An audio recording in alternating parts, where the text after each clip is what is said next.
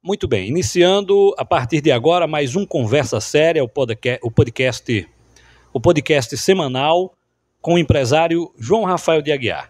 Hoje, direto aqui do auditório das rádios Rural e Cultura, para essa conversa. Ao meu lado, o empresário João Rafael, Daniele Souza e também teremos a participação de Fernando Carvalho.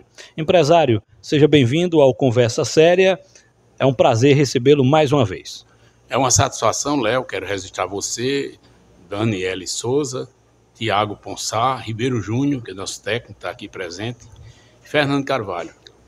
É com satisfação que hoje nós estamos aqui em Guarabira, até num dia comemorativo de uma certa forma diferente, porque Guarabira antecipa o desfile de comemoração ao 7 de setembro, a independência do Brasil, antecipa para hoje, dia 5.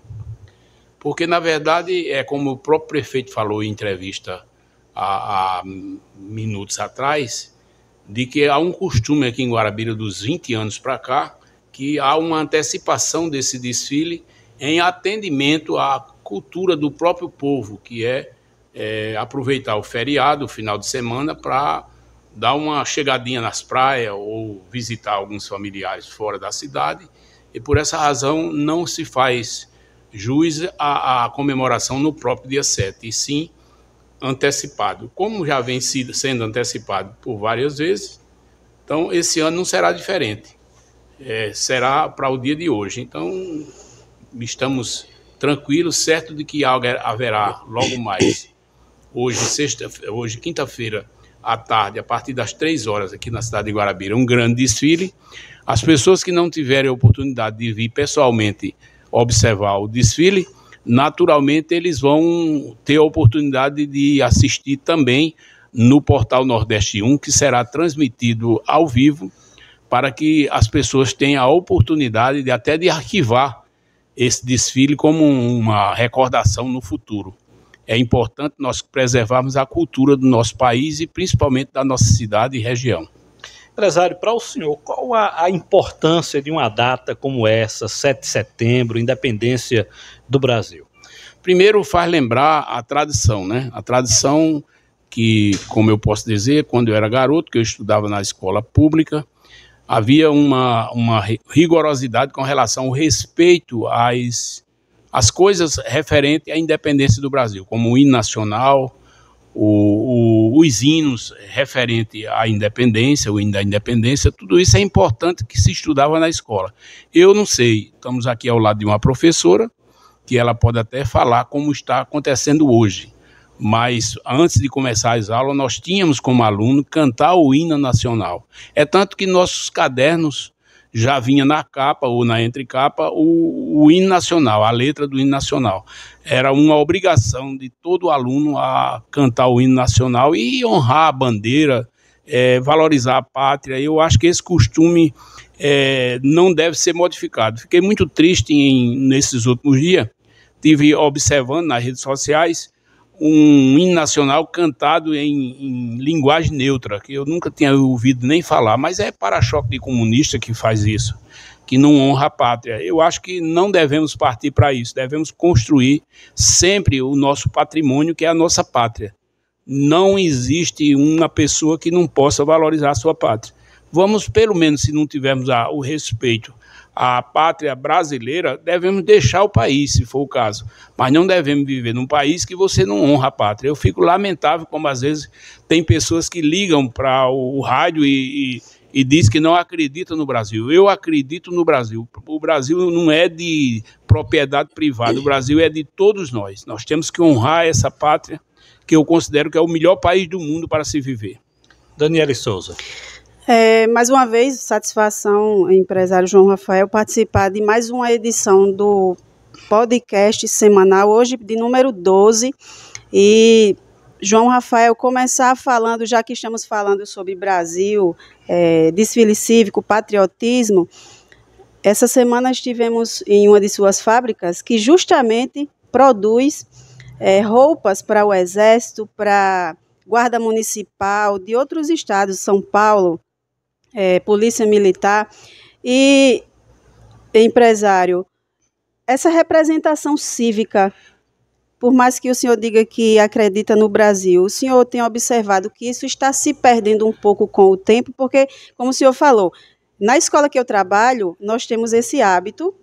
Agora no mês de setembro, antes de começarmos as aulas, nós fazemos a apresentação e os alunos cantam o hino nacional. Mas no âmbito geral, como o senhor observa essa representação da pátria no mês de setembro?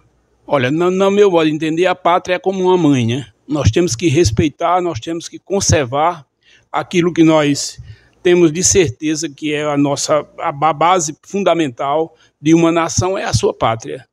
Então, como nós estamos sempre em contato com as Forças Armadas Brasileiras, a gente sabe o valor que é o ser humano valorizar a pátria.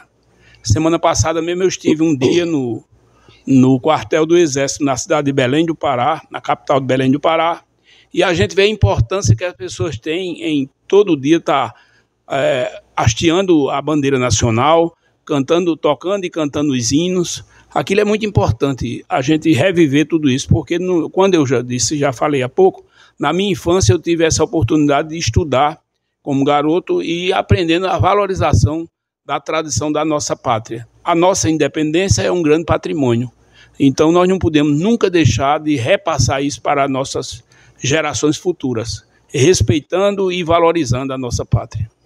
João Rafael trouxe um tema bastante interessante, que é essa questão do respeito à pátria, ao patriotismo, de acreditar também no Brasil. Muitas pessoas desacreditam no Brasil, mas empresários são por coisas como essa. Por exemplo, o senhor citava que cantaram um trecho do hino nacional em linguagem neutra. Isso é uma total falta de respeito com o hino nacional. O hino, inclusive, pela Constituição, a Constituição diz que a letra do hino não pode ser alterada. Exatamente. Né? Então, empresário, o senhor acha que hoje falta até um assunto, como o senhor mesmo dizia, temos aqui uma professora, né, Daniele, o senhor acha que poderia haver nas escolas um maior incentivo para que os alunos pudessem ali ter um entendimento maior e melhor do que é uma pátria, do que é uma nação? Olha, a cada governo federal, quando assume a titularidade do mandato, eles tentam modernizar ou modificar o ensino brasileiro, tanto nas escolas primárias quanto nas escolas secundárias, né? Nas universidades. Hoje está se pregando muito nas escolas ideologia. Isso não é uma coisa muito correta no meu modo de entender, porque a ideologia não faz parte da educação. No meu modo de entender, a ideologia nada mais é do que uma liberdade desenfreada. Então as pessoas têm que repensar isso. Acho que a educação é uma coisa muito, muito valorizada, ela tem que se manter o padrão de valorização na educação, porque sem educação ninguém vai a lugar nenhum. Você, Dani, então, que é professora, é preciso valorizar muito a educação. Sim, porque quando falamos em linguagem neutra, é um assunto muito delicado. Exatamente, até porque, correto. João Rafael, trata também de algumas exigências, digamos assim, eu nem sei se eu estou utilizando o termo correto, de um setor social que quer respeito. Porém, não é alterando a língua, tentando alterar a forma como se diz determinadas palavras, que se vai impor respeito. O respeito vem de dentro do ser humano, não é? Como é que o senhor observa esse tipo de exigência? Porque até o hino nacional ser cantado já com outro tipo de linguagem, é como se fosse um desrespeito também de volta para a sociedade. Por isso que eu falo para vocês que nós estamos nas vésperas de uma eleição onde se decide o futuro de cada cidade e cada município. E quem é que decide isso? É o voto. E quem vota são as pessoas. O eleitor qualificado a votar tem que preservar muito os valores da nossa cidade, os valores da nossa pátria, não desvalorizar aquilo que já construímos até agora. Porque existe muita coisa modificada hoje, porque são ideologias implantadas dentro de um sistema que infelizmente tem trazido muita contrariedade para toda a sociedade. Então, a eleição está aí, todo mundo sabe, tem muita gente se travestindo de para-choque de comunista, e as pessoas devem rejeitar esse tipo de tradição, das pessoas querer imitar a Venezuela aqui no Brasil. Eu acho que isso é um retrocesso negativo muito grande. O que importa na nossa sociedade é ter a fé no futuro. Vamos ter fé no futuro, vamos investir no futuro, vamos trabalhar, porque só com o trabalho é que a gente pode mostrar a nossa força. E eu tenho certeza que o país é um país pujante. Nós somos o maior país agrícola do mundo, então nós temos tudo a conquistar cada vez mais daqui para frente. Depende muito da sua própria sociedade. Se a sociedade continuar votando errado, nós vamos ter nas cadeiras políticos com pensamentos e administrações erradas. Eu tenho muita preocupação com relação a isso, embora a gente que não é político não pode estar debatendo esses assuntos, mas a sociedade precisa alertar para o valor do voto, porque lá nós temos hoje um Congresso Nacional muito modificado, muito alheio ao que está acontecendo, não tem força, tiraram as forças do Congresso Nacional praticamente. Os deputados e senadores, na sua grande parte, não têm mais voz ativa para o povo, mas foi o povo que colocou ele lá, não foi ninguém que nomeou o senador ou nomeou o deputado. Eles foram eleitos com a conquista do nosso voto. Então é preciso que a gente comece a valorizar cada vez mais o nosso voto, porque somos nós que estamos dando uma procuração para administrar o nosso destino. Então chega um momento como esse e o eleitor tem que ficar muito atento com relação a quem está ligado a quem. Porque se o candidato tem a tradição de continuar insistindo em levar a sua administração para choque de comunista, tenha cuidado, porque isso só vai atrapalhar o progresso da nossa nação e da nossa cidade. E até aqui são a classe política que gerencia o nosso dinheiro. Não tenha dúvida disso. Até o preço do feijão e do açúcar leis, é dado pela política. Né? Então, assim, é um reflexo do que o povo pede. Pode ser até um tema para o próximo Conversa Séria, empresário, falarmos sobre o preço, né? Sobre o preço da cesta básica, sobre impostos. Eu observei essa semana que as coisas já subiram bastante. Houve um anúncio de aumento do salário mínimo para 2025. Premeditado. Porque, veja bem, quando chega o meio do ano, que o governo diz, o salário mínimo vai subir 10%, um exemplo, 10%, que não é isso, aí o próprio mercado começa a elevar os seus preços.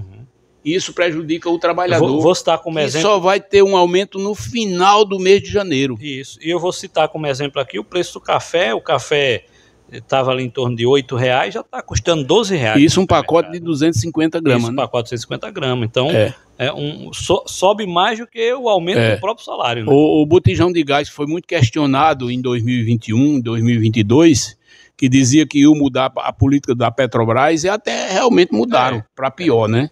A política da Petrobras hoje é uma crucificação à sociedade. Inclusive foi pauta dos meus programas de rádio lá em Nova Cruz, sobre essa questão do aumento do preço do gás de cozinha, o aumento do preço do combustível. Isso, de uma forma geral. Há uma expectativa que, por exemplo, nessa reforma tributária, se vai ser criado o IVA, né, que é um imposto único. O IVA que não será só o IVA, será uma crucificação da sociedade. Porque, veja bem, é fácil de entender. Quando o Brasil pertencia a Portugal, que ainda não era independente, toda a produção do Brasil, o produtor era obrigado a destinar 1/5 para pagamento de imposto à coroa portuguesa. Então, foi até apelidado de Quinto dos Infernos, porque achava-se muito caro, Fernando. Porque era alto você produzir, por exemplo, 1.000 sacas de arroz ou 1.000 sacas de café, e 250, aliás, 200, que era 1/5, ia para a coroa. O valor daquelas 200 ia para a coroa portuguesa. Por isso criou-se uma revolta sobre isso. E hoje nós pagamos de imposto, em média, 43% do produto interno bruto. Se você, por exemplo, compra um automóvel, R$100 mil novo, você sabe que o valor do carro é apenas 57. R$43 mil é de tributos. E se você financiar, ainda fica muito pior. Isso. Então, quer dizer, nada melhorou de lá para cá. Há muita conversa, muita balela, mas só piora. E agora com essa reforma tributária, eu lhe digo, o aumento do tributo está previsto ser muito maior. Aí quando o senhor fala de ideologia, eu me lembrei dessa questão, porque foi uma campanha, a campanha passada para a presidência, né, para a escolha de presidente, deputado, enfim, mas foi em cima disso. O principal candidato, que era o Lula, passou a campanha inteira dizendo que ia reduzir o preço do combustível, que ia reduzir o preço do gás de cozinha, que ia dar picanha, né? Aí a picanha, a expectativa é que se a carne não entrar na cesta básica, na isenção do imposto na cesta básica, vai aumentar o preço. Vai aumentar em 9%. Né? Então, a possibilidade de comer picanha, e eu não estou fazendo isso por apologia política a ninguém, mas a possibilidade de comer picanha vai ficar ainda pior a perspectiva daqui para frente. Então, o que é que está acontecendo hoje? É que nós estamos vendo que, embora a política é uma necessidade no Brasil, no Estado, no município, mas há um descompromisso com a sociedade. Hoje, quem mais trabalha é quem mais é penalizado. Infelizmente, não há incentivo ao trabalho numa nação tão importante quanto é o Brasil. Então, esses governantes que nós temos, infelizmente, não há perspectiva de melhoria de vida de ninguém. Outra coisa que eu acho muito errado é que o cidadão está desempregado, a família passando necessidade, aí criou-se com o dinheiro da nação, não é com dinheiro do particular de seu ninguém, é com dinheiro da nação, criou-se uma bolsa chamada Bolsa Família, de R$600. É uma ajuda? Sim, é uma ajuda. Mas, ao mesmo tempo, o governo proíbe que a pessoa consiga um emprego. Porque, digamos, você tem uma Bolsa Família na sua casa de R$600, aí você arranja um emprego para ganhar o salário mínimo, que recebe líquido 1.300 e alguma coisa, quando desconta a Previdência Social, aí você perde o Bolsa Família. Quer dizer, então você está fadado a viver o resto da vida com o Bolsa Família, você não tem direito a ter um emprego. Era para o governo criar uma espécie de uma renda. Não vão querer trabalhar porque não vou trabalhar porque eu vou perder o meu bolso. E que, na verdade, esses dias foi anunciado que haverá um pente fino nos programas sociais do governo. Então, quer dizer... Para a economia de bilhões. Isso também porque o cidadão talvez não tenha consciência que por um decreto o Bolsa Família pode deixar de existir. O que faz acabar com a miséria no Brasil, ou em qualquer estado, ou em qualquer município, é incentivo ao trabalho. Incentiva o homem a trabalhar e produzir, não promover a vagabundagem, que o que está se vendo nos governos é mais promover o desemprego, a vagabundagem. Quem trabalha e quem emprega não tem nenhum valor, pelo contrário, é crucificado com tantos tributos, com tantas exigências, com tantas taxas, e isso desmotiva as pessoas a abrir postos de trabalho. Então eu ainda tenho muita fé nesse país, eu acredito que dias bons virão e nós temos que acreditar que tudo vai melhorar. Agora, depende da consciência de cada um. Se você acha que tudo está bom, continue assim. Mas que, na verdade, nós estamos vendo os dias cada vez ficando mais difíceis para se viver. E quando a gente fala nesses assuntos, aí abre todo um leque de possibilidades de conversa. Aí, mais uma vez, eu não sei se eu já toquei nesse assunto aqui, na sua ótica, seu João, falta consciência do povo, porque dizem que o governo é a cara do povo, é a cara de uma... a identidade de um povo é o governo que está lá. Então, falta consciência ainda do eleitor saber identificar qual é o papel real que ele tem na sociedade, tanto financeira, econômica, política, familiar, para saber escolher o seu líder? Eu concordo que sim. Agora, existe, por outro lado, também uma dificuldade para se alertar o próprio eleitor. Porque, veja bem, quando se aproximam as eleições, não essa, mas qualquer uma outra eleição que vem, as emissoras de rádio ficam praticamente proibidas de fazer qualquer tipo de divulgação esclarecedora ao eleitor sobre a valorização do voto ou da eleição. Aí existe uma proibição dentro da lei. E aí o eleitor fica sem poder participar, inclusive, dos programas de rádio, para dar sua opinião e para pedir a opinião também. Você fica sem condição de dar uma versão mais clara ao eleitor, porque você sabe, principalmente no interior, o rádio é o meio de comunicação mais importante para a população. Numa época como essa, era para o rádio estar exclusivamente educando as pessoas para a valorização do voto. E, sobretudo, aqueles candidatos que não têm compromisso com a sociedade, sobretudo para aqueles fins, para que a população ficasse mais esclarecida. Aí não, é proibido tudo, que é exatamente para dar oportunidade àqueles que não têm competência de encarar o povo. E muitas vezes você convida legalmente um candidato para vir prestar uma entrevista para conversar com os seus eleitores, ele se recusa a vir, porque não tem nada na cabeça, não sabe dizer absolutamente nada, não tem nenhuma proposta, e aí acha melhor ficar ao escuro. E aí, empresário, eu não sei quantos países o senhor já visitou, nessas suas viagens internacionais, qual é o principal choque que o senhor teve em comparação à sua pátria, já que a gente está falando de pátria? Estados Unidos é um dos países que mais tem cisma com o brasileiro.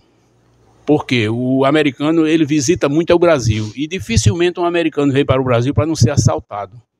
Então, quando um brasileiro chega nos Estados Unidos, ele fica assim, como uma pessoa mal vista. Entendeu? Então, é lamentável. E num país como, por exemplo, França, Espanha, o próprio Portugal, o brasileiro é visto como um país nanico. Um país pequenininho, um país que não tem representação. Porque nós temos passado por algumas dificuldades que a sociedade internacional dificilmente vai compreender como é que isso aconteceu e por que está acontecendo dessa forma. Então fica difícil. Aqui existe censura para quase tudo. Quando não é a censura, é a proibição, é processo. É tanta coisa que a sociedade, a comunidade internacional não vai entender nunca como é que funciona essas coisas aqui no Brasil. Muito bem, empresário João Rafael, vamos voltar ao tema inicial do nosso podcast, inclusive Fernando Carvalho por aqui, se quiser fazer alguma intervenção, Fernando, pode ficar à vontade, certo? Já que é bem livre, senão eu só quero registrar da audiência, né, de muitas pessoas, como é tema livre, então eu estou só passando para registrar, em nome do Nel das Tintas, do Charles, o poeta Charles, tantas pessoas. Eu estou assistindo, eu estou ouvindo e tal. Outro dia o próprio Nel fez questão de dizer isso ao empresário João Rafael, viu? Só para fazer o registro aí. Graças a Deus, Fernando, muito boa a sua participação, e até fez lembrar, o Gilson Cândido também, ele tem me recomendado muito isso aí, e acha muito importante as nossas colocações. Mandar um abraço para ele, para Inaldo Júnior, que é meu amigo, irmão na fé, para o Bolo lá da oficina, que também é um ouvinte assíduo, não só desse podcast, mas também das nossas emissoras. Então é uma satisfação a gente saber que a gente está prestando alguns esclarecimentos que vai encalhar exatamente com aquelas pessoas que querem sempre ouvir. Verdade. Então, empresário, para a gente até concluir também o nosso podcast de hoje, vamos falar um pouquinho sobre a comemoração do 7 de setembro aqui na cidade de Guarabira. O senhor que já acompanhou, né, por diversas vezes essas comemorações, quais são as lembranças mais importantes dessa data que o senhor tem, como era comemorada aqui em Guarabira, como foi e como tem sido comemorado o 7 de setembro aqui na cidade de Guarabira? O 7 de setembro da cidade de Guarabira, Léo, a comemoração aqui, seja no dia 7 ou seja antecipado, sempre é uma grande festa. Eu não sei se você já participou de alguns, mas vale a pena você ver. E nesse dia, que vai ser esse dia 5, que vai ter o desfile, vai ser diferente, porque vai vir uma grande corporação do Exército Brasileiro, onde passará a desfilar também na avenida principal aqui do desfile. É uma novidade a mais que nós vamos ter, que nós estamos tendo, exatamente para prestigiar cada vez mais o nosso desfile, que tem sido uma tradição. Desde muitos anos que eu acompanho esse desfile e eu vejo como uma grande festa cívica no centro da cidade de Guarabira. Muito bem, agradecer, né, Daniel, empresário, isso. João Rafael. Fechando mais uma edição. Graças a Deus, já são 12 conversas muito bem feitas sobre várias temáticas, e a próxima edição, a edição de número 13, na próxima semana, se Deus quiser. Mais uma vez agradecer a toda a equipe, Portal Nordeste 1. Vamos provocar o empresário a entrar em outros assuntos que ele gosta de falar. E tem uma professora aqui que me prometeu de trazer uma novidade no próximo podcast, que é um poema do Salmo 91. E eu estou exatamente aguardando com muita fé, porque é um dos salmos mais bem lido e observado no mundo inteiro. Também, empresário, para que o senhor possa falar um pouco sobre religião, sobre fé. Sim, Você é um homem de fé, sua graças família a também. Deus, graças a Deus. Né? Então eu acho que é muito importante a gente passar, inclusive, as nossas experiências para os nossos amigos e a população de uma forma geral, porque o importante da vida que você tem que entender que não é só você se preparar para viver bem. Você tem que se preparar também para morrer bem, porque quando tem muita gente que morre, deixa uma confusão desgraçada que fica sem fim. Se você analisar, há pouco tempo aí tem pessoas que faleceram e ninguém Será deixa que quieto. É aquele caso de dizer que não dá sossego nem depois que morre. Tem muita coisa né? que acontece. Então você tem que perseverar a vida para a valorização, porque a vida não termina aqui, a vida continua. Para aqueles que têm fé, a vida continua. Então eu acho que a valorização é muito importante, saber viver para também morrer bem. Muito bem, empresário, um abraço e até o próximo Conversa Séria. Eu que agradeço a vocês todos.